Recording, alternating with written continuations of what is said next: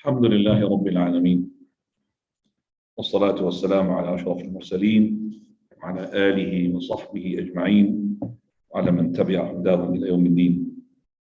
Indeed, all praises due to Allah, and my peace and blessings be upon His Messenger Muhammad sallallahu alaihi wa alihi wasallam.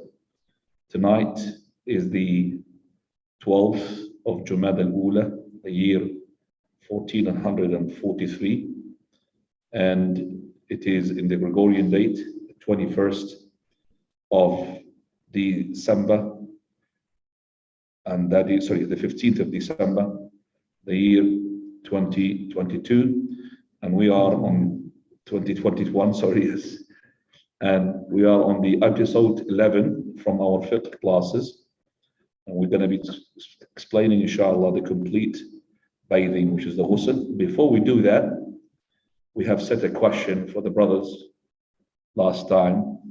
The question was, is the person who made masah while he was a traveler and he came home, does he finish the 3 days, or does he abide by the 1 day and 1 night, 24 hours, and vice versa? Person who had made masah while he was in his residence, which he's got 24 hours, before the 24 hours is finished, he traveled. So does he abide by the 24 hours, or does he extend that for the 3 days? That was the question, and we would like to have you, inshallah, to have the answers. Everybody got an answer for that? Did you prepare for this? Did you check? Yalla, did you check for this? Aisha, did you, doctor? Yeah, well, I didn't check, but I had in my own assumption. Yeah, go on. That it would be, the masa is 24 hours. So if, for example, a person who had been a resident, he, let's say, made wudu and masah at this time, which is about 8ish, and in the morning he traveled to China, as far as we can.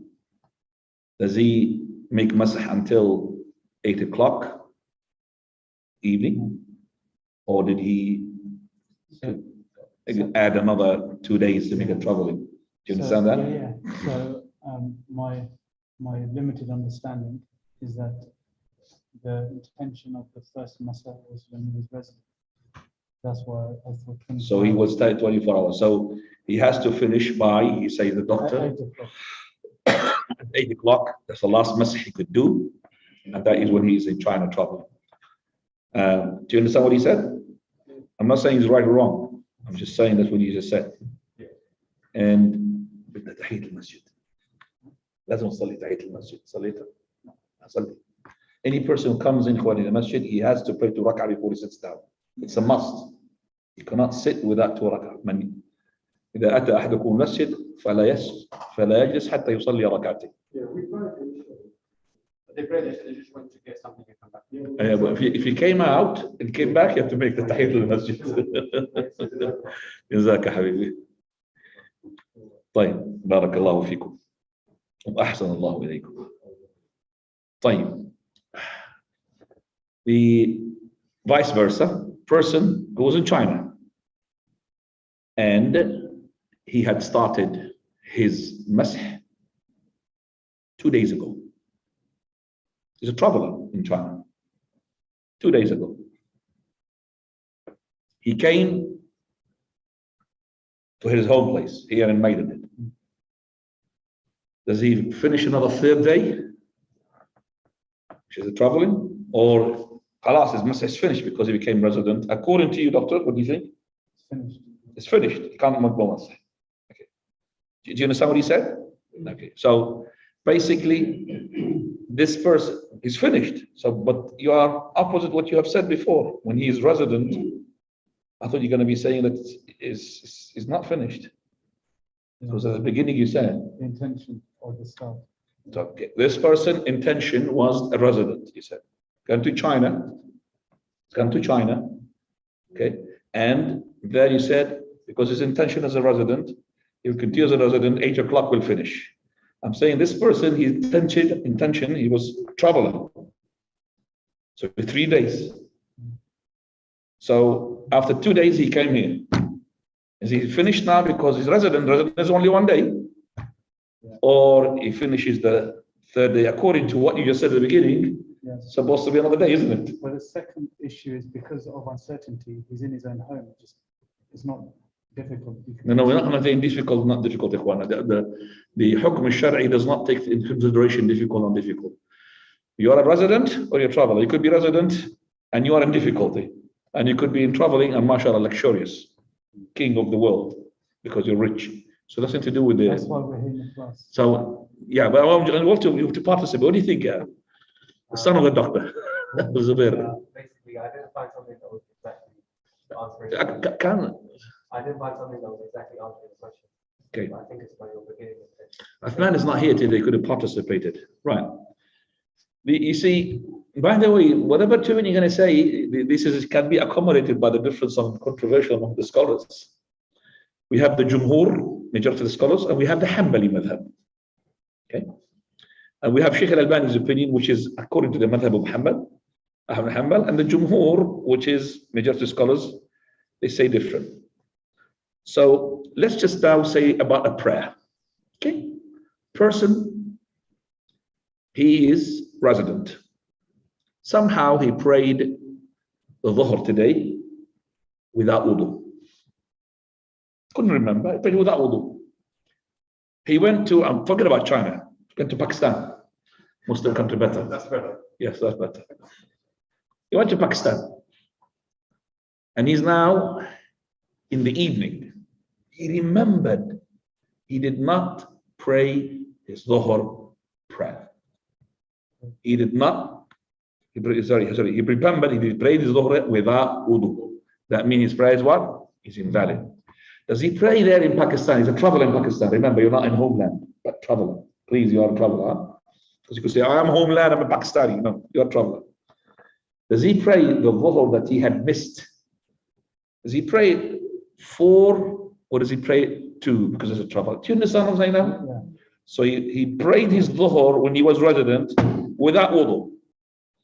Because he didn't remember he was on wudu. But when he went to traveling, I was not on wudu. So his Dhuhr is invalid. He has to repeat his Dhuhr. Does he repeat it now 4 or 2? No, he will do it qasam, 2. He will do 2. Because his circumstances have changed. The circumstances changed. He prayed 2. And he say prayed what? 4. Why?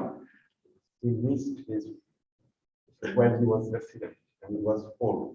Okay. Was 4. So, by the way, the scholars have said each opinion has been said. But we're going to discuss what is correct. But now the opposite. He prayed Dhuhr in Pakistan as a traveler, 2 rak'ah. But he was not on wudu. He didn't remember until he reached home. In the evening, he remembered, my 2 rak'ah in Pakistan. I prayed it, without wudu, and I pray it home now. Do I pray it 4 or 2? According to you, 4. According to you, 2. Yeah. Okay. Regarding the prayer, but which is linked to the masah as well. Regarding the prayer, Ikhwana, we always pray the prayer as it was supposed to be prayed where it was.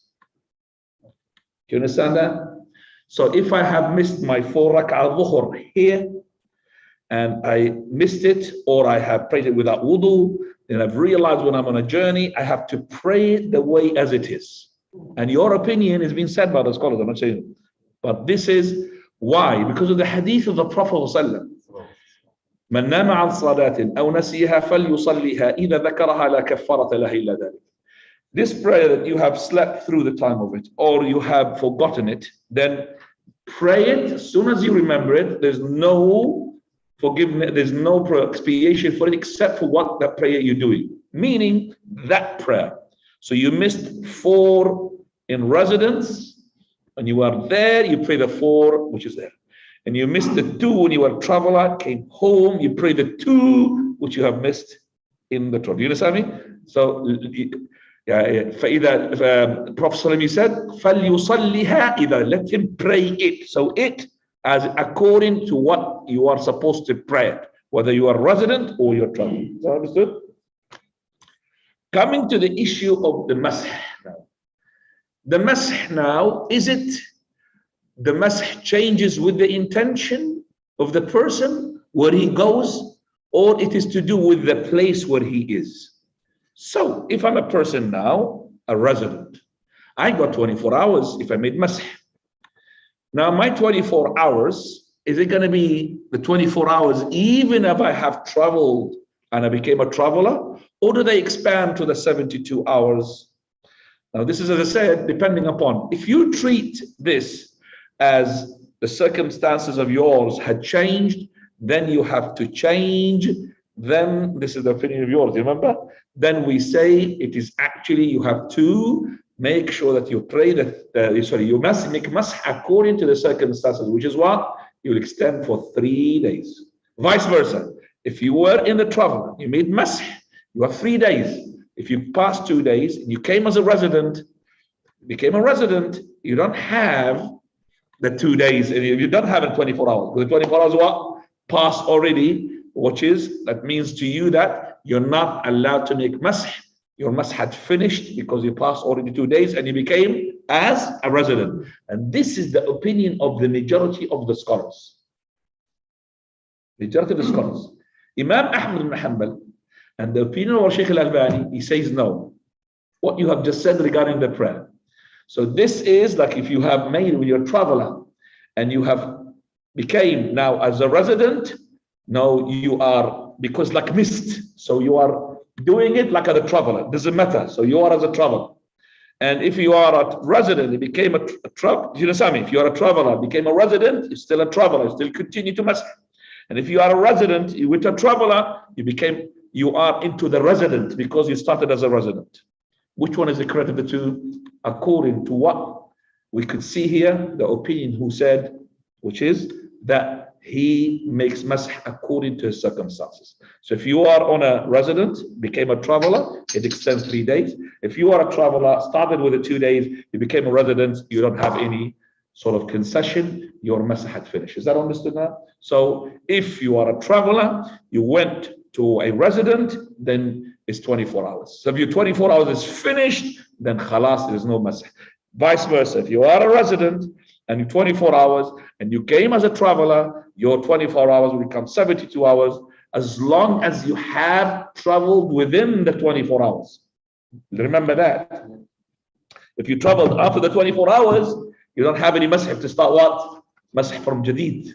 You have to walk, do you understand? Because it's finished. So if you have traveled within the 24 hours, you started your masah tonight at 8 o'clock. Before the 8 o'clock tomorrow, you traveled, then you will extend another 2 days. To make it what? 3 days. But if you have traveled after the 8 o'clock, then your masah is already what? Had finished. So you have to start, you finish, you have to start now making the full wudu with washing of the feet. Now we come into the ghusl, and inshallah we'll start with, we'll give you the question inshallah afterwards, if you don't mind. I can't hear a word by this, by the way. My understanding of masah only non-fine water. No, we don't say that. A non-scholar would say that. The masah, is he talking about tayammum? Maybe that's when you don't find water. Tayammum is different from masah. Masah is masah over the khuf. Maybe you're confused between tayammum. Yeah, this masah doesn't have to do with this water. The masah has to be with water. Maybe you're talking about tayammum. Tayammum we're going to come to. Tayammum is that when you don't have water. Is that clear for you? Now. Now you were on about the time, 24 hours. Distance that coming to it. No. Were you here last time? No, that's why. You better see the class because we discussed it so much. There's no distance here. The traveling you're talking about? Yeah. Traveling, what is the traveling distance? And what is considered to be traveling? Very, very controversial issue. Okay? What people consider to be traveling is travel. So what type of people? The people who are Muslims and they travel. Do you say that you have traveled to Heathrow Airport? No. Heathrow Airport is next door. I would be spoiled to say I've traveled to Heathrow Airport. But when I say to you, did you travel to Birmingham? You say what? Yes, definitely. I'm traveling to Birmingham. So that is, but some areas are very gray. I don't say I'm traveling to Reading. Reading is next door. I don't say I'm traveling to Slough. Here is Slough. I don't even tell my wife I'm going to Slough. It's just next door. If I'm going to Birmingham or these places, I would say I'm going to Birmingham. Yeah, that's a traveling. So, yani, those are clear areas. Some of the areas, as I said. Okay, as I said. And that's very controversial. I'll answer your question at the end. No, inshallah. Fadal. What makes the ghusl obligatory? Number one, the ejaculation of the semen, regardless of whether one is awake or asleep. The Prophet ﷺ said, You have to take this off, doctor. Maybe it's better. No, because it's triangled, the voice. It can hear you, but it's not as clear. Yeah, it's like maybe it's loud. Do I have permission? Granted permission. I don't want them to get upset with me. No, they don't get upset. "You're more than 2 meters away from us."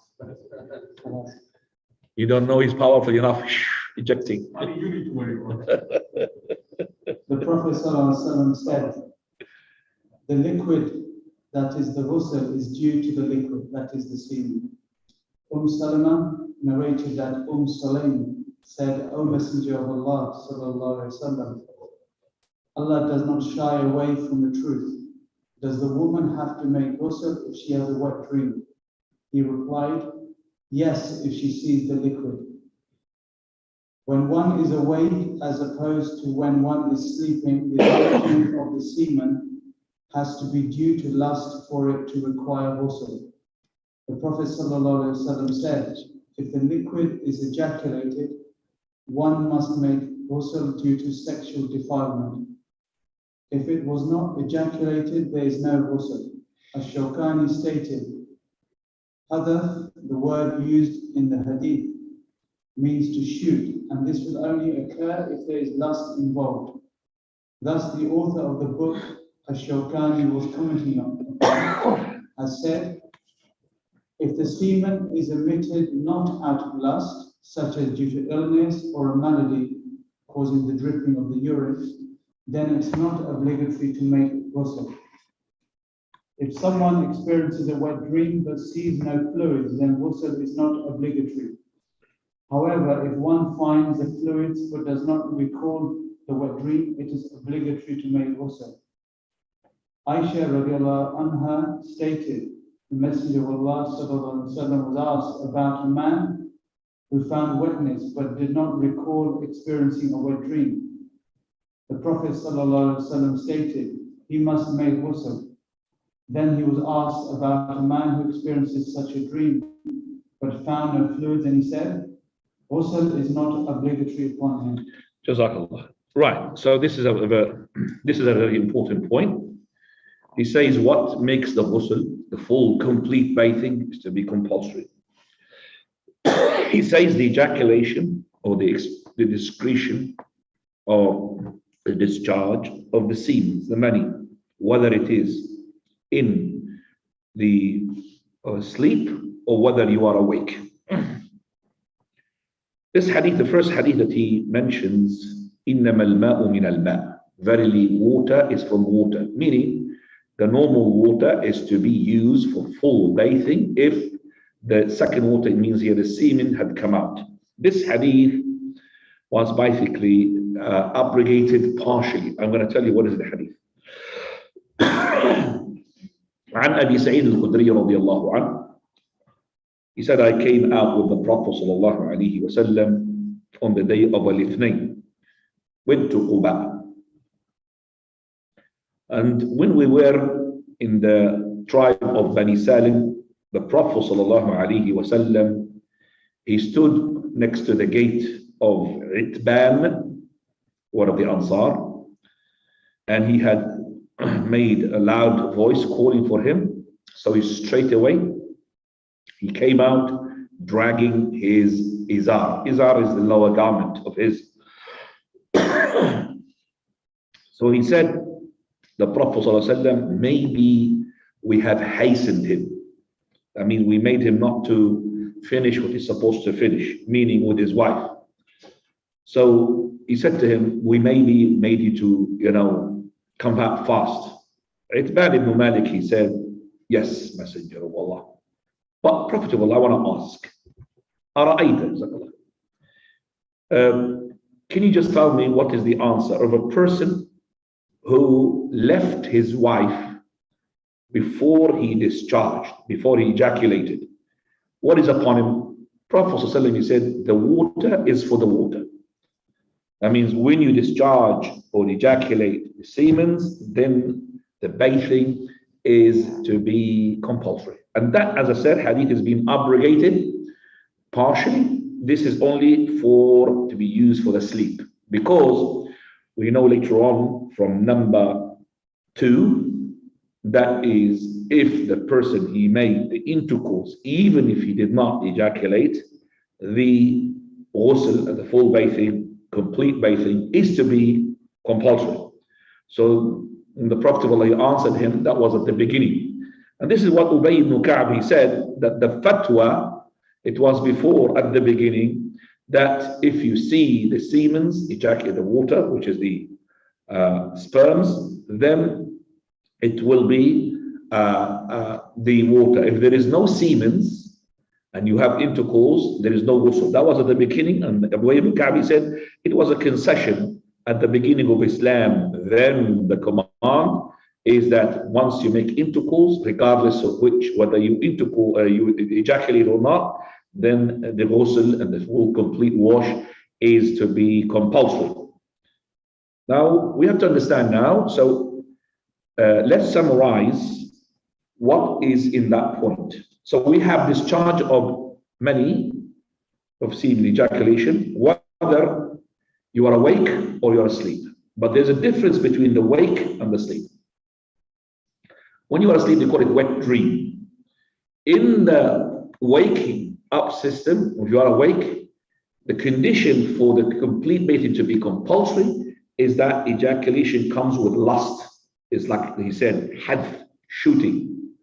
So if it came out because of illness, because of coldness, because of anything, then there is no compulsion. It's not compulsory for the person to make ghusl. So if you are awake and the semen came out because of no ejaculation, there was no lust, because of coldness, because of illness, then there is no ghusl required. Yes, you will wash your private part, but the ghusl, the complete full bathing, is not required. Whereas, if you have a dream, then there is no condition of that you have to have ejaculation, the lust.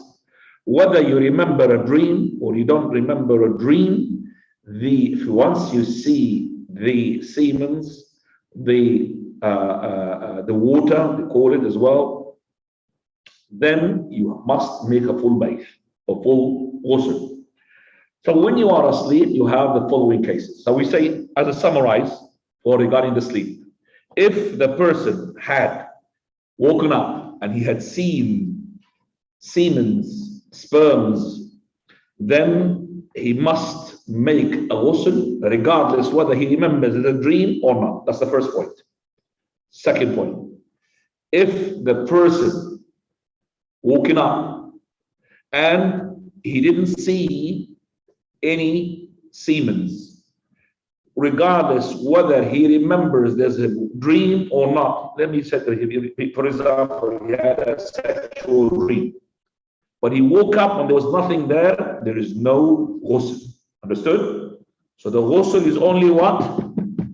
When you are seeing the semens. Whether you remember a dream or not is beside the point. Once you wake up and you see on the pants, male or female, that there is sperm, then you have to make a ghusl. Whether you remember there was a wet dream, there was a dream or no dream, you have to make a ghusl. And if you woke up and you remember a dream, but yet you didn't find anything, ghusl is not required. Now we're coming to the third point. If this person woke up and he found something, yet he's not sure. He found wet, but he's not sure whether it is semens or it is not. Whether it is sperms or not, he's not sure. Then we come here that we say, al-aslu fil ashya' tahara, al-aslu fil the default regarding this charge is not to be seen. But we say that unless there is an indication. So if you remember there was a dream, then you make ghusl. If you did not remember a dream, there is no ghusl. Again, so this is the third point we said. That this person woke up and there is a discharge. But he's not sure if it is what? Semen or not. If he remembers, recalls a dream, that he has seen a sexual dream, then he must make ghusl. If he does not recall a dream, then he does not do a ghusl. Is that understood? Can I summarize these 3 points again? So if the person woke up and he saw semen, and he's sure it's 100% semen, makes a ghusl. Doesn't matter recalls a dream or no dream. Second point, you woke up, remember a dream, but whatever is there is not what? There is nothing there. There is no discharge whatsoever, no ghusl. So it depends upon the discharge. Now, the third point is that there is a discharge, but you're not sure. Is it semen or not? If you recall a dream, you make a ghusl. If you don't recall a dream, there is no ghusl. Everything, inshallah, okay, clear for this? Alhamdulillah. Right. Now, we come to the following second point. Now, sexual intercourse, even if one does not ejaculate. Abu Hurairah radiallahu anhu. Abu Hurairah radiallahu anhu reported that the Prophet ﷺ said, if one places himself between her private parts and has intercourse with her, then ghusl is obligatory whether or not he ejaculated. So now the intercourse, and you have to make sure that you understand that the intercourse meaning the penetration. So if there is only touching from the outside, Aisha, she was asked and she said, إِذَا مَسَّ الْخِتَانُ الْخِتَانُ فَقَدْ وَجَبَ الْغُسْلُ. If the circumcised part had gone into the circumcised part, means male to the female, then the ghusl is compulsory. But not the touching. Here the mas means not the touching. Abu Hurairah, he said, إِدْخَالُ الْحَشَفَةِ فِي الْفَرْجِ, that the head has to go inside. Other than that, there is no ghusl. Because the husband and wife, they might as well have some sort of touching. That does not make the ghusl compulsory unless, of course, there is a discharge, ejaculation of the semen, of the sperm. So if there is no discharge and there is no penetration, no ghusl. If there is a penetration, regardless whether there is an ejaculation or not, the ghusl is compulsory. Number 3. A non-Muslim embracing Islam. Case Ibn Asim stated that when he embraced Islam, the Prophet ﷺ ordered him to make ghusl with water and lotus leaves. This ghusl just to wash out the dirt which is spiritually rather than it is with the physical. It's not like janaba.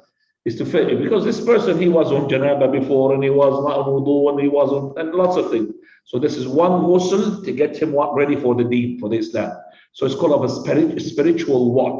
spiritual wash, I should say, a spiritual wash.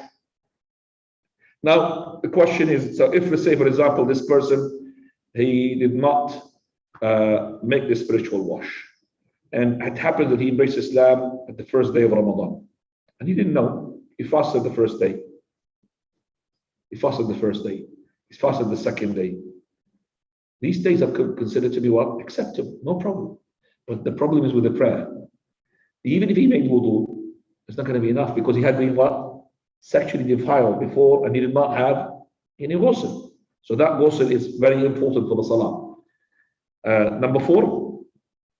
When the menses and postpartum bleeding come to an end. Aisha radiallahu anha narrated that the Prophet said to Fatima bin Abi Qubaysh, when the menses come upon you, leave the prayers, and when the menses leave you, then make ghusl.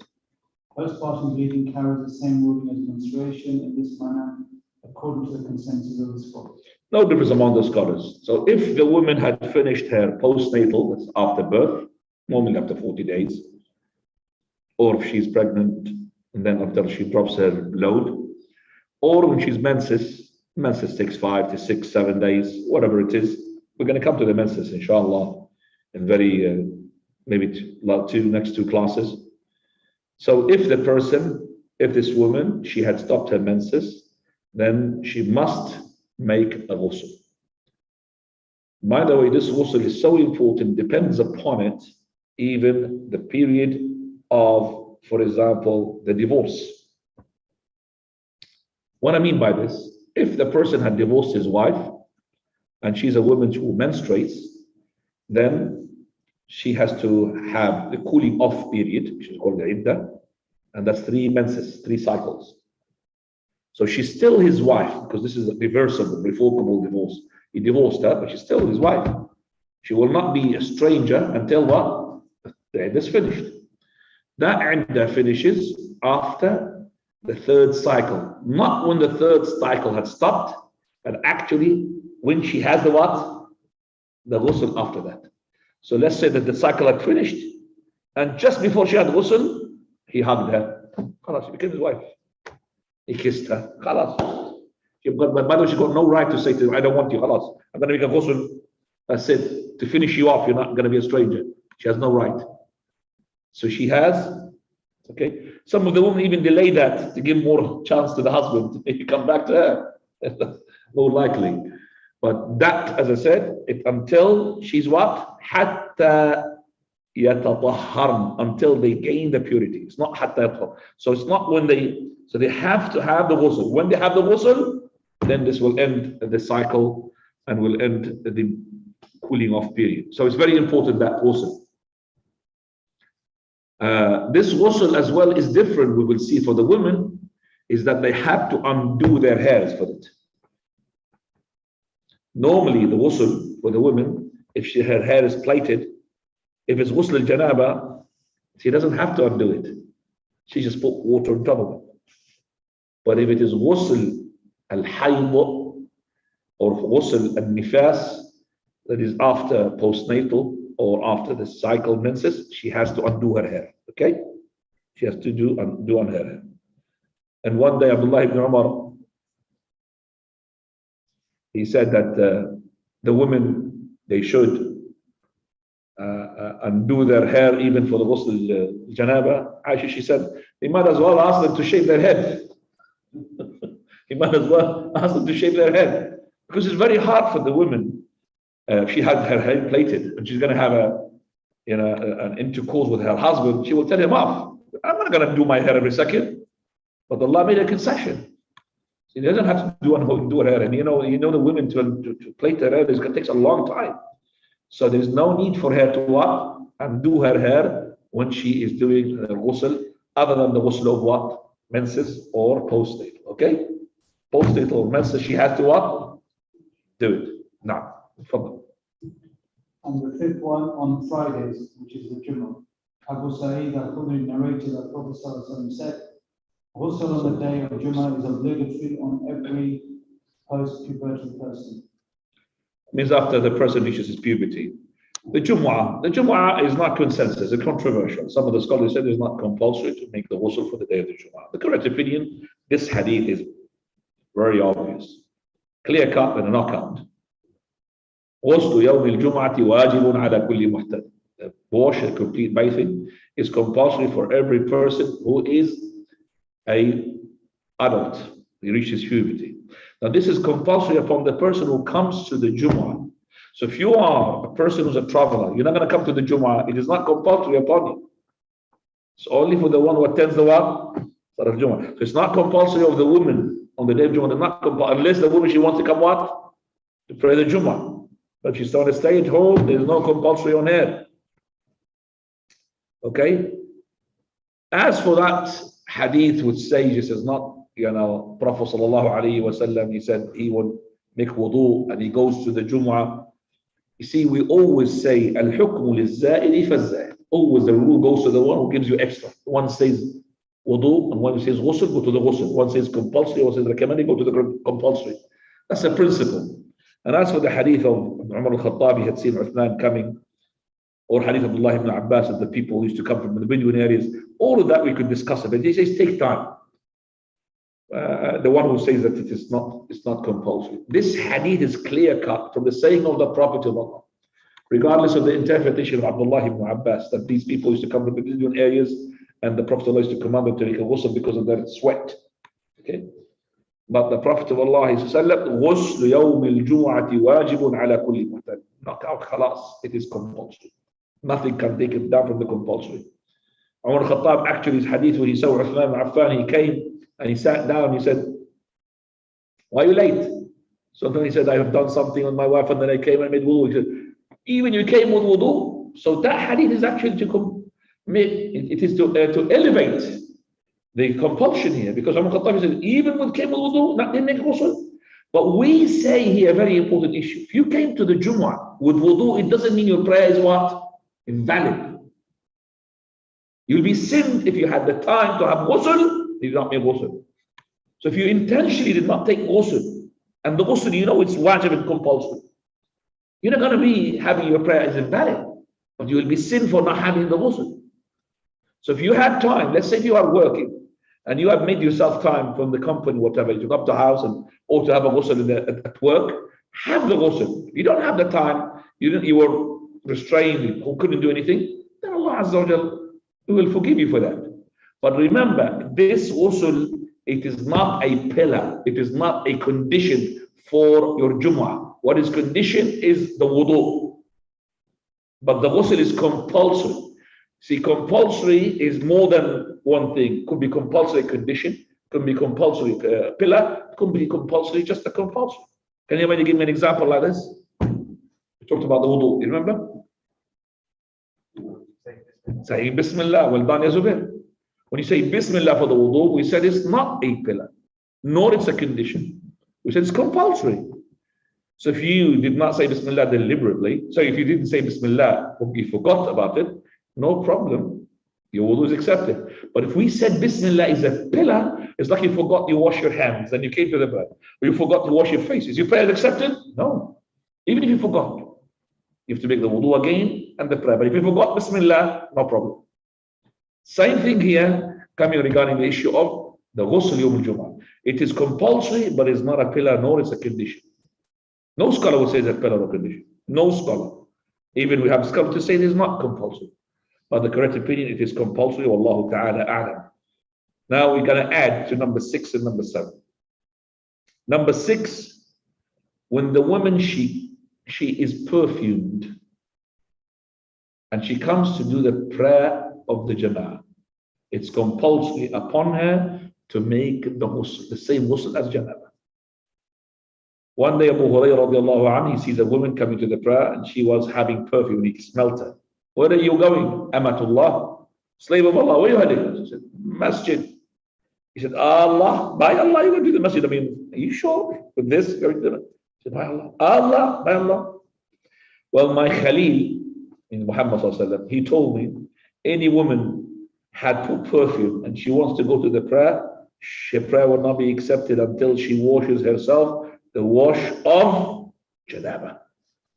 Completely wash herself from the perfume. So that's become, but it's not a condition. It's not compulsory. Remember, it's not a condition. So we don't say, for example, that if a woman can put perfume on her, her ghusl is invalid or her purity is invalid. No. Number 7, death. If somebody dies, we have to what? Wash him. So if somebody dies, we cannot bury him or her without the wash. But this is only for the person who is born alive, meaning that you are alive and you die. But if the baby in the womb had died, okay. If it is before the 4 months, we should not wash him. If he's before the 4 months, the scholars, they said the 4 months is the period where the soul is to be blown. Some scholars said, no, it's not the 4 months, it's 80 days when you see the figures of the baby comes out with the eyes and all of that, which is correct. So if it's a baby, it's not a baby, it doesn't show, no, there's no ghusl for him. You don't wash piece of meat. But if there is a figure of a human being, you give him a wash. And that wash, it is not to be compulsory, but becomes compulsory if he was born alive. In a stahal. If he born alive, the wash becomes compulsory. You understand that? So as for the prayer, some scholars, they don't pray on the child unless he's born alive. Our Shaykh Al-Albani says, no, even he's born dead, As-siqt, he says, call him as-siqt, that we pray, offer the prayer upon the siqt, even he was born, but it's not compulsory. Remember that. Whether those scholars who say you don't pray, or the scholars you pray, but the prayer upon the child is not compulsory. Only when he becomes what? An adult. Then it's compulsory. You can't bury him without prayer. What do you say when you pray upon a child? You make dua for the parents. The dua for the child is in Jannah. The child, he is from Jannah. And that's what definite. But as for the dua, when you make dua in the third takbirah, you make the dua for the parents. Allahumma aj'alhu faratan liwalidayhi. Right, now we come to the arkan. Arkan, pillars, or they could be conditions, and they could be as well compulsory acts, as we're going to see. Number one. Come. So the essential components of the ghusl, number one, the intention. Intention is a condition. What is the intention? That you are making a full bath. So let's say, for example, this person, he was on sexual defilement. Somebody invited him to his house and he's got a swimming pool. He went into the swimming pool to jump and he's, mashallah, he had a full wash, isn't he? But he came out, that swim in his swimming pool is not going to be enough for what? For the full bathing. But why? Because he did not have the full intention when he swam to have the full bathing. But if he had this intention, and you remember that he's sexual defilement, then if he goes inside the swimming pool and he swam, then he's already now fully having the full bathing and it's complete. Do you understand that the condition? So he has to know that he's doing. So let's say a person is sexually defiled, he forgot. Then he smelled himself, he's sweaty. He had a full ghusl, mashallah, full ghusl, bath, shower, mashallah. But he didn't remember that he was sexually defiled. Is that enough for him? No, because the intention is a condition. So it's not just the intention here is like a compulsory. No, it's a condition. It's not there. إنما الأعمال بالنيات. طيب. Second condition or pillar. Reaching the entire body with water. This is an essential component, and it is a pillar that your body, all of it, has the water to reach it. All your body. That is including the mouth and the nostrils, ya ikhwani. The mouth and the what? The nostrils. Because the Prophet, he made wudu inside his ghusl. So all your body, including underarms, between the legs, the pubic hair, in between your backside, all of those areas has to touch the water. Otherwise, your ghusl is invalid. Just like when we make the wudu and you left, like a 50 pence coin size, very small area, on your hand or in your face, you did not wash it, your wudu is what? Invalid. Same thing with the wash. The water has to go to all the places, including the mouth and the nose. So don't forget underarms, don't forget the navel, don't forget between the legs, all of those areas. Right. We're going to add thirdly, saying Bismillah. Just like we said, Bismillah is compulsory in the wash. Sorry, in the wudu, compulsory what? In the wash. Saying Bismillah. This is the madhab al-Hanbali. And it's correct. Madhab of the other ones. It depends upon the hadith of the Prophet sallallahu alaihi wasallam. لا وضوء لمن لم يسمي بسم الله عليه. There's no wudu for the one who does not say Bismillah on it. Some scholars said this hadith is not authentic. Not enough for us that Shaykh al-Albani made it authentic. He is the scholar of the era. And other scholars made it authentic, of course, but it is Hasan. Because of that hadith, we say that Bismillah is compulsory. Number 4, الدلك للشعراني, meaning rubbing for the person who's hairy. So you got hair, thick hair, you have to rub to make sure that the water goes inside. Just like you're going to rub into your head. Some people, mashallah, has got like the same amount of hair on his head, on his chest. So it's to make sure that he rubs, that the water goes inside. Fine. Those are, you could say, the essential components of the ghusl. Now we're going to talk about the recommended way of making the ghusl. We will make, inshallah, summary after we finish this. Fadal. The preferred way to perform the ghusl. Aisha radiallahu anha said when the Prophet ﷺ would perform ghusl because of sexual defilement, he used to begin by washing his hands. Then he would pour water from his right hand to his left and wash his private part. He would then perform the ablution of the prayer. Then he would take some water and put his fingers down to the roots of his hair.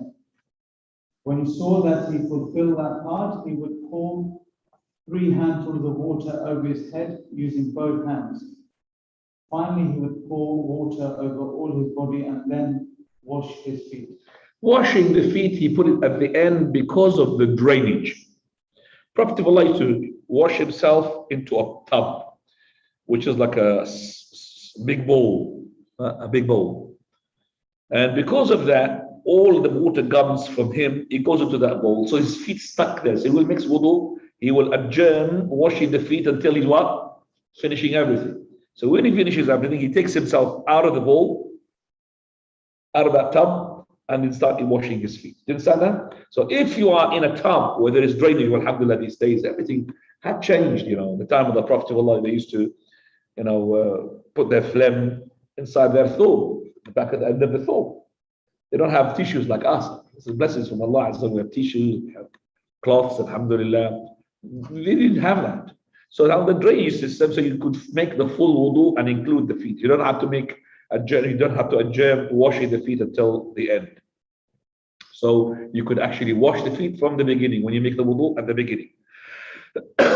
So we could say here, you could see here that when the person makes a ghusl for the janaba, he starts with his hand. This hand becomes compulsory if you're dipping your hand into a tub, a pot with water in it, and you are waking up from a night sleep. Because the Prophet ﷺ, he said, he who wanted to dip his hands for sake of wudu or ghusl, he just woken up from a deep sleep, then let him wash his hands first, because you don't know where your hand had slept with. So wash your hands outside before you start dipping your hand to take water to wash yourself with it. Then he said he would wash his hand, and after that he will wash his private part. So after the washing your hands, you go to washing the private part. We're going to see, inshallah, when we, as I give a summary for that ghusl, that is to wash, after you wash your private part, is very important as well. I would say it's recommended to wash your hand with the soap, because we don't know what's your private part contains.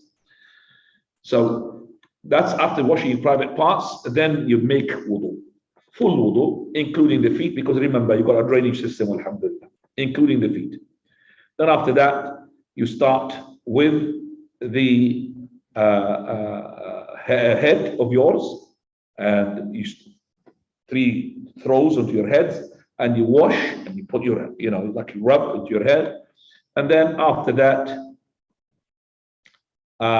you will put on the rest of your body, and your body, you could divide it into right and left, as we're going to see, inshallah. That's one of the descriptions of the wash of the Prophet sallallahu alaihi wasallam. Go ahead until we finish, inshallah, we'll do the full washing complete. Fadal. There's a note here. It is not required for a woman to unbraid her hair when she makes the ghusl due to sexual defilement. However, she must do so when making ghusl after the menses, as we said earlier. Salama, may Allah be pleased with her, said, O Messenger of Allah sallallahu alaihi wasallam, I'm a woman with tightly braided hair on my head. Do I need to undo them for making the ghusl due to sexual defilement? He replied, no. It will be sufficient for you to pour 3 handfuls of water over your head and then pour water over yourself, and you will be purified. Okay, well, this hadith in Sahih Imam Muslim, but there's a narration there, you might come across it. We have to tackle it, because Salama, she said, as for the undoing it for hayd, it adds not just janaba. I mean, shall I, O Messenger of Allah, undo it even if it is hayd and janaba? Hayd means menstruation. He said, no. This word hayd is shadha, is not authentic. So that word, even in Sahih Imam Muslim, is not authentic, which adds to the sexual defilement what? Menses. So it is actually for the menses. If it is menses, sorry, if it is not a menses, like it is a sexual defilement, you don't have to undo it. But if it's menses, you have to do it. So that word added into Sahih Muslim where it says you don't have to undo it even if it's menses is incorrect word, as Sheikh Al-Albani had shown us in his Irwa. Now, Aisha radiallahu anha narrated that Asma radiallahu anha asked the Prophet ﷺ about the ghusl after menses. He replied, she should take her water mixed with date tree leaves and purify herself well with it, and then pour water over her head and rub it in well until it reaches the roots of her hair. Then she should pour water over herself. Then she should take a piece of cotton with musk on it and purify herself with it. Asma radiallahu anha asked, how shall she purify herself with it? He sallallahu alaihi wasallam said, exalted by Allah, she should purify herself with it. Aisha radiallahu anha then kind of whispered to her, she should apply it to the traces of blood. the Prophet is shy to tell the woman how can she do it. To take that, smeared cotton with musk, smeared with musk. I mean, subhanAllah, wash yourself. But you need to make sure that the sisters, we're going to be talking about when they talk about the menses, they don't need to put things inside their private part to wash that blood. Only from the outside. Something smeared with musk to take the smell out. The smell of the blood of the menses has got a distinctive smell. So she doesn't have to put this piece of cloth or the cotton inside her private part, as according to the best of opinions. But if she wants to do that, to put it inside, she does it out of cleanliness, not out of this is ibadah. Do you understand me? It's not an ibadah. Like a person who is using tissues plus water to wipe himself or the stinger. Water is enough. Tissue is enough. But he wants to put tissues and water, no problem, but not for the sake of that, he will be more rewardable. It's not an ibadah. For the sake he wants to be more clean, no problem. So this woman, she wants to be more clean. She's putting the piece of cotton inside her private part. Yes, without, of course, harming herself. Like, tfadal. So she, Asma radiallahu anha, then asked him, sallallahu alaihi wasallam, about ghusl due to sexual defilement. He sallallahu alaihi wasallam replied, she should take water and purify herself well with it, or complete the purification and then pour water over her head and rub it in until it reaches the roots of her hair, and then pour water over herself. Aisha, she said after this, Ni'man nisa al-Ansar. The best of women, the women of the Ansar, لم يكن يمنعهن حياء لم يكن يمنعهن الحياء أن يتفقهن في الدين. Haya, modesty, never stopped these women to ask about their religion, to understand their deen. So they want to understand how they purify themselves and how they clean themselves. There's no shyness about this. But this hadith is explicit in demonstrating that the ghusl of the woman after menses differs from that due to sexual defilement. In one case, the Prophet ﷺ emphasized that the woman must rub vigorously and purify herself in a way that was not emphasized while describing the ghusl due to sexual intercourse. Similarly, the hadith of Salama is evidence that it is not obligatory to unbraid one's hair for the ghusl due to sexual defilement. The basic ruling would be for her to undo her braids in order to ensure that water reaches what is below them. However, she is excused from doing so due to the number of times she'd have to do that and the hardship that she would encounter, as opposed to the case of the ghusl after menses, which only occurs once a month. yeah, because the husband, he wants to approach her maybe a number of times during the night, so it will be too much for her to braid, plait and unplait and all of that. Right, go ahead. Note, it is permissible for a husband and wife to form the ghusl together in one place, wherein one can see the private parts of the other. Aisha radiallahu anha said, I would make ghusl with the Messenger of Allah sallallahu alaihi wasallam from one bowl while we were both sexually defiant. So this is here to show it's permissible for the person to be with his wife, to have ghusl together, and also, but I would recommend that this not to be taken or to be done in front of children or other people. If they are on their own, there's no problem, but other people to know that they're both of them in the toilet together, the child, he will find that this is like absurd. He will not understand what is going on. How can he have his mother and father in the toilet on their own? He will say to them, shame on you, tell them, shame on you to do this. So it's not really good for their parents to do that in front of children. They don't understand, even in front of adults. Okay, this is only for the husband and the wife when they're on their own. Prophet, he was with Aisha on her own. And also is it permissible here that to wash yourself with the remaining of the water of the other person. So here we find that the Prophet of Allah washing himself from the same water, so that whatever comes up from her is to be pure. And also Aisha, she said that she said, the Messenger of Allah, I'm sexually defiled. That means I'm in janaba. He said, verily, the water does not get janaba. So if you are in janaba, doesn't mean if you had water on you, that water comes out, it's got janaba itself. Okay, the water can wash you as well. Al-ma'u la yajnub. Now, how much water the Prophet used to use? I managed to get you the numbers here. He used to, Prophet said, كان صلى الله عليه وسلم يغتسل بالصاع إلى 5 أمداد. He used to use the sa'. Sa' is 4 muds, like this. So 4 handfuls of water, up to 5. So sa' is 4, up to 5 muds. How much is that in weight? Because here the size of the hands of the Hashemites, different from the size of ours. According to what we find from the scholars, that the mud actually is 700 grams, 0.7 liter. What is this here? This is 0.5 of a liter, isn't it? Yes, 500 mil. It's half a liter. Okay. Prophet sallallahu alaihi wasallam, we have a bottle of 2 liters.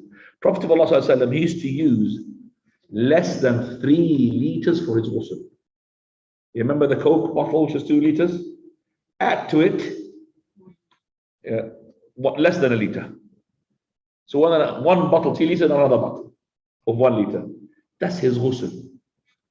Does anybody of you have a ghusl with such a thing? Or 30 liters, never mind 3 liters. 3 liters, 2.8 liters.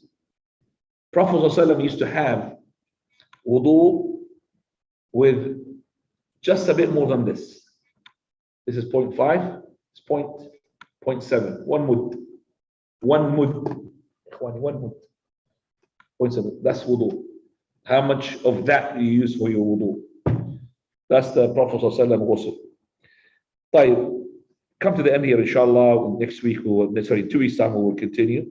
And that is the recommended wash. The occasions in which it's recommended to make the ghusl. Well done. The occasions where ghusl is recommended. And we will talk about, inshallah, as a conclusion later on. We'll have the khulasa. Khulasa means the cream of the crop of the actions required when you make a ghusl, starting from the niyyah, tasmiyah, and after that, how to wash the body. I've got here about 10 points. Yeah, now inshallah. Have any questions? Please go ahead. And we want as well, to as well reach our hands to those people who used to pray here at the left. That on the day of resurrection, we're going to be questioned, ya ikhwan. Do we know about religion? And I am not really saying that everybody who was here is ignorant, but I'm pretty sure that some of us, they leave the classes and they are in need of it, very in need of it. This is to do with your deen and your religion. So if you don't know how to make the ghusl properly, if you don't know how to make the wudu properly, what's going to happen to your prayer? And the Prophet he said, Allah subhanahu wa ta'ala, if he intends to you good, he will give you understanding of the religion. So Allah Azza wa Jal, if he wants good to you, he will give you understanding of the religion. Now, Sheikh, I've got some questions that are consistent, some I noted, but I'll give the brother the chance first. Fine. And brothers, you have questions, please? Yalla ikhwan, we have Zoom now. Fadal. For the ghusl of Jum'ah. I know there is somebody in front of you, he left. Yeah, for the Jum'ah ghusl, so regardless whether it's for people who see it as wajib or not, but at what time did it start? Like, what's the time range where we can say? When we, of course, the Ghusl Jum'ah is a Ghusl Jum'ah, but we will discuss. There's a chapter, it's called the Jum'ah. We will discuss about that, but it's a good question. When do we start the Ghusl? The Ghusl is to be started, as in, the best thing is to be as close as possible to the time when you leave to the Jum'ah. That's the best. But you could say to me, when is the earliest I could really start so that the Jumu'ah ghusl will be ghusl? The day of the Jumu'ah starts after sunrise. So this is where you count. So after the sunrise, you have the ghusl. So any ghusl before that is not to be counted for the day of Jumu'ah. As for when does it end, it's just before the Jumu'ah. The best time of it is when you go out, because you're going to be clean. So when you have ghusl, you go to the Jumu'ah. That's the best thing. You don't want to have any sweat, any dirt, or anything like this. You have to be as clean as possible, with the best of clothes, the best of perfume. Remember, this is for the male, not for the female. Female, you're not supposed to go with a perfume. As for the women as well, it is not compulsory for them to come to the Jumu'ah. Jumu'ah is compulsory on the male, and he's the adult, so it's not compulsory on the children. And resident is not compulsory upon the person who is traveler and he is healthy, so it's not compulsory upon the person who is ill or sick, and he is khali from al-adhar, he's empty from all excuses. So he's to be male, adult, and sane, of course. Male, adult, sane. Muslim, of course, yes. And he is resident, he's not a traveler. Okay? And he is healthy, he's not sick. So all of those are the ones exempted. And male, female is not really required for that. Now. In this country, when the farms have also we go to work at 7, sunrise at 8 o'clock. So the person is saying here, which is a good question, but now the sunrise is almost midday, 10 past 8, mashallah. 8 o'clock, at least it's going to be 10 past 8. And some of us goes to work very early. So, and it is going to be very hard for us to have a ghusl when we are at work. Have a ghusl just before you leave, and inshallah it will be enough. Very good question. No problem. Allah said, وَاتَّقُوا اللَّهَ فَاتَّقُوا اللَّهَ مَا اسْتَطَعْتُمْ. Fear Allah as much as you can. فَاتَّقُوا اللَّهَ مَا اسْتَطَعْتُمْ. So you're going to work correctly. It's before sunrise. 7 o'clock is before sunrise. Really dark. Okay? So what can we do? فَاتَّقُوا اللَّهَ مَا اسْتَطَعْتُمْ. Do that. But if you had time, break or something, before you come to the Jumu'ah, then do the ghusl at that time. Jazakallahu khairan for a good question. Now, Fadal. With the women wearing perfume, does the smell of the perfume have to completely go away before they wear? Yes, the perfume has to go away as much as they can before they can pray in masjid, not at home. At home, they could, with their family, pray with the perfume, no problem. And nowadays, when like the creams basically have perfume inside them. No, the perfume is perfume. Creams, they don't really make the perfume of the women. You could smell it as soon as she comes to the door. That's the perfume talking about. If somebody just, like really you have to smell the woman, that's not perfume. You understand me? There's something that you have to smell her underarm. That's not a perfume. Perfume is the one that exudes, that's the perfume. Okay, because even shampoo's got scent, isn't it? Now these days, everything, you want body wash, everything, but it's not perfume. You put it, it doesn't smell afterward. You have to go put your hands on the skin to smell it. But the perfume, even if she leaves, 2 minutes come up, a woman passed from here. Subhanallah. She leaves the whole place, I wouldn't say contaminated, but full of perfume. Men are like this, yes. They want to attract to women maybe as well. Allahu musta'an. طيب. تفضل. Sorry, related to the same question of perfume. I think in the hadith is so is it like, what's the ruling where the ghusl become wajib? Is it what, like in any case, it's just as long as you do perfume, or in the case you described where you can smell it from others?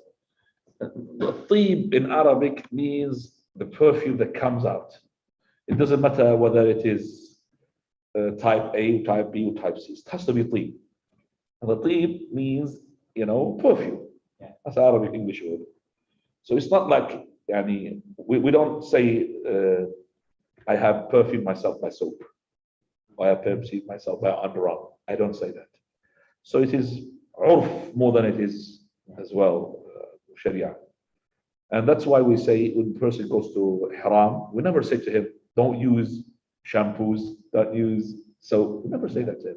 Because you are in the state of the haram, you're not allowed to use perfume. So we're allowed to use all types of soaps, regardless. Because even the soap which is not perfume, it's got a smell as well to it. One of them is called the oil base. The oil's got a smell. It's got aroma to it as well. You know the virgin oil? If you open a proper virgin, extra virgin olive oil, wallah, it fill up the room, mashallah, it's aroma. So the perfume is a perfume. عرف يعني تدخل جزاك الله خير. طيب. Yeah, the misk is a very good perfume, mashallah. Musk. Misk is a musk.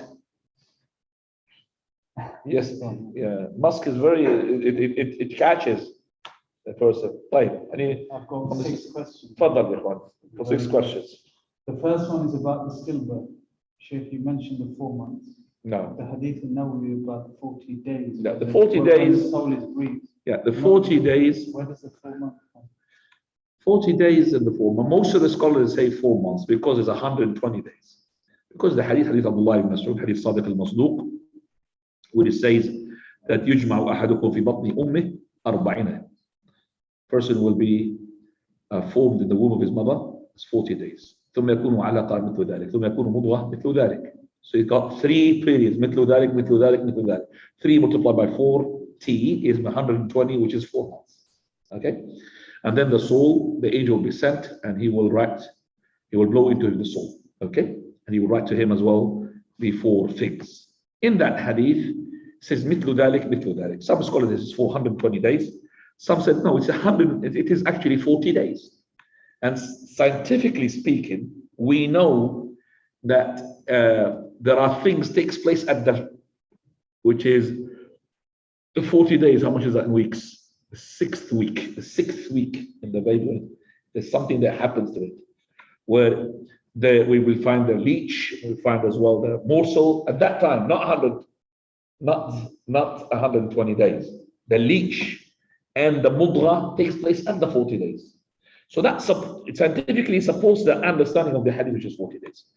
But as I said in my talk, I said some scholars said the 80 days. You remember? 80 days. Why? According to what we understand, that after 80 days, the child start having figures, limbs, having complexion, a face. Do you understand me? Whereas before it's like a piece of lump of meat. So that's the distinguishing mark. So our Shaykh Al-Uthaymeen says, if it is got a form of a being, then we give him a wash. No form of being, we don't give him wash. And the wash is not compulsory. So this piece of lump, you know, the woman, she could really make abortion on the first week. What's the doctor the first week? Piece of meat, isn't it? There's nothing there first, nothing. Just a piece of meat, blood. So there's nothing there. What is to wash? So there's no washing. What about the burial? Is the burial the same ruling? The same burial, you have to bury. From what You have to bury, ikhwan. Even if somebody's hand is being cut off, you have to bury the hand. Okay? You have to bury it. This is to the respect of the creation law. So the burial, there's 3 things involved here: burial, shrouding, and washing. And we added all the 4th thing after the praying. 4 things. The shrouding, okay, is different from, for example, when we talk about the wash, the shroud and the burial takes place even to the unformed baby. But the wash, when does it take?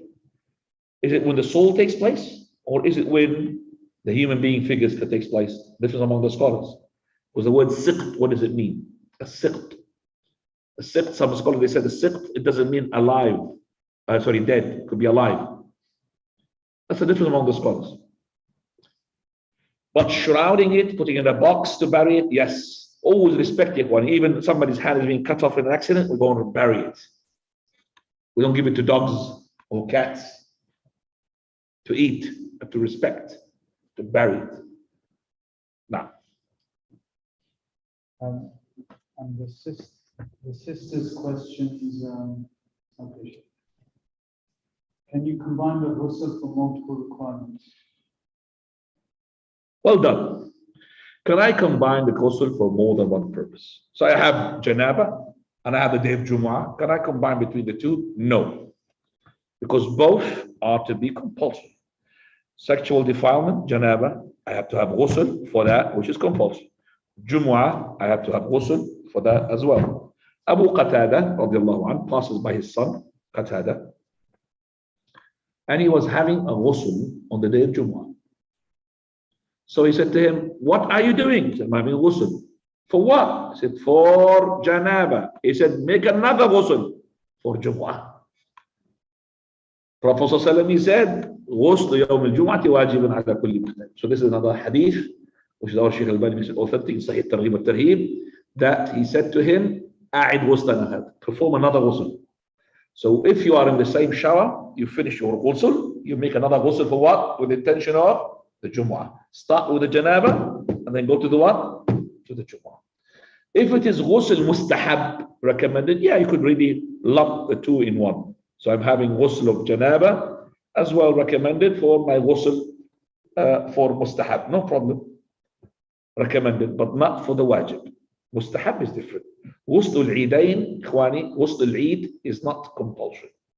So if I had janaba and I had ghusl al-eid, I could combine them with what? With one ghusl. If I want to make reward, double reward, I will do the ghusl, but it's not required. So in my ghusl, I could just say janaba and, not to say, I mean, intention, the janaba and the eid. So you do the wudu twice? The actual For the ghusl general, yes, if you do the two ghusl, you have to do the two wudu. Each ghusl got its own. But the wudu, ikhwan, is not compulsory, the ghusl. Remember that. We're going to see it. Ghusl, we're going to see each one, what is wudu in the ghusl is not compulsory. This is the recommended. Like we said, what is the component which is are compulsory. Remember what we said? Which is compulsory. So we said, for example, a tasmi, saying Bismillah. Or we said it's compulsory, which is Madhab Imam Ahmad, which as a scholar they said is recommended. But is Prophet ﷺ, he said we take it as compulsory. Then we said is that there is a niyyah, which is shart. If you don't have a niyyah, your ghusl isn't. So if a person having a ghusl because of his smelly and he forgot that he's on janaba, that is going to work. It's not going to work. It has to do with intention. Number 3 is that the water goes to all the body. So if your body, some of your body, your navel, your back of your back did not have the water, your ghusl is invalid because this is a rukun, a pillar. Now, It's a very complex question, Sheikh. Have you got time? go on quickly. Okay, if a person is in a state of janaba and passes away, do you perform one ghusl or two? If somebody who is on janaba, Passes away. he passes away. He died. He died while in Yeah, so he on janaba, he died. We give him the ghusl only of the death. There's no janaba, he's not going to pray, is he? But Hanzala radiallahu anhu, he had that ghusl. Hanzala radiallahu anhu had the ghusl. Hanzala, as soon as he had heard the call for jihad the day of Uhud, he came out straight away. And he participated and he was killed. Prophet ﷺ, he asked about what happened to Hanzala. He saw something peculiar. The angels giving him a ghusl, a wash, and the shaheed is not to be what? Not to be washed. The shaheed cannot be washed. He's not allowed to wash this because his blood will exude fragrance. They will come on the day of resurrection coming with fragrance. He's not allowed to be washed. But the Prophet, he saw the angels giving him a wash. So he said, ask his partner, his wife. She said, he left me sexually defiled. On janaba. That's why they gave him what? A ghusl. But that was not implemented on the rest of the people. Every time you have a janaba, somebody dies, then we'll have a ghusl of janaba and a ghusl of death. No, the first, only the ghusl of the death. Okay, I don't think this is a complicated question. This is a curiosity question. Yes. If you have mobility problems and can't reach your feet to wash them, what should you do? If the person has mobility problem, like disability, they can't reach the feet. they can't reach the feet to wash them. Yeah. If they haven't got anybody to help them, and they can't have anybody to help them, then tayammum will be working. Tayammum. They don't have to have the wash. Tayammum. Should you perform the ghusl when you enter Makkah before performing Umrah? The ghusl for entering Mecca is recommended, is not compulsory. So there is entering Mecca and there is also entering the Masjid al-Haram, 2 ghusl. But it is not, I would say, practical these days to have a ghusl before you enter Mecca. You enter Mecca, you go to the hotel. In the hotel, have a ghusl, inshallah, before you enter the Masjid al-Haram. Now, In Makkah and Medina, if you miss the Jama'ah, should you pray as a traveler? And should you pray? Well done. Should So you if- pray the Sunnah during the visit? well done. So if I am a Umrah, I am not traveler, I am not resident. Once I miss the Jama'ah, then I would pray it as a traveler, but try to pray it where the Masjid al-Haram or the Masjid of the Prophet, not to lose the reward, ya ikhwan. So pray the 2 rak'ah of yours, Dhuhr, 2 rak'ah of the Asr, or the 2 rak'ah of the Isha, or the 3 rak'ah of the Maghrib, whatever you have missed, you pray them where? In the Haram. The Haram. Haram Makkah, Haram Medina, not to miss the reward. So you prayed as a traveler. And what was the second part? The Sunnah prayer. The Sunnah, there's no Sunnah. There is no nawafil, ya ikhwan. Once you're a traveler, there is no Sunnah. There's no Sunnah Dhuhr. But the 2 Sunnah which you have to, should say, recommended for you to keep them is Sunnah al-Fajr and Sunnah al-Witr.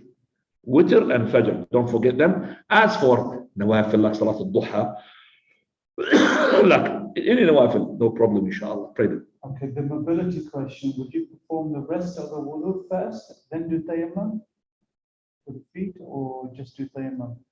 This person, he's the person with mobility, yeah? Yeah, Let me- you can't reach No, he will do as much as he can from the water, and whatever is left, he makes tayammum for it. Okay. Can you do zikr if the private parts of your spouse is touching your skin, in your leg, but not out of lust? I didn't understand that question. Well, I don't understand. Can you say the zikr? Okay, can you say the dhikr of Allah? Can you make dhikr of Allah if your private I part? presume if the 2 spouses are lying next to each other. Oh, yeah, I see. I thought I was talking about it. So if 2 spouses, male and female, they are they are naked, and they say dhikr, of course you have to say dhikr. Saying the dhikr of Allah, ikhwani, is only not allowed when you are doing like urination or passing feces. So when you say the dhikr of Allah subhanahu wa ta'ala, for example, Allahumma jadibni shaitan wa jadib shaitana ma razaqtana. Oh Allah, make the shaitan to go away from us and make the shaitan go away from what you have what you're going to grant us. You say this while we are about to intercourse. So whether you are dressed up or not dressed up, it's beside the point. So the person, if he's not dressed up, it doesn't mean he can't make the dhikr of Allah subhanahu wa ta'ala. But when it is needed, of course, you don't get naked to get dhikr of Allah. But I'm just saying, it doesn't prevent you. Only you don't say dhikr of Allah when you are urinating or passing feces. Now, subhanakallah bihamdik. I'm sorry about the brothers here, inshallah.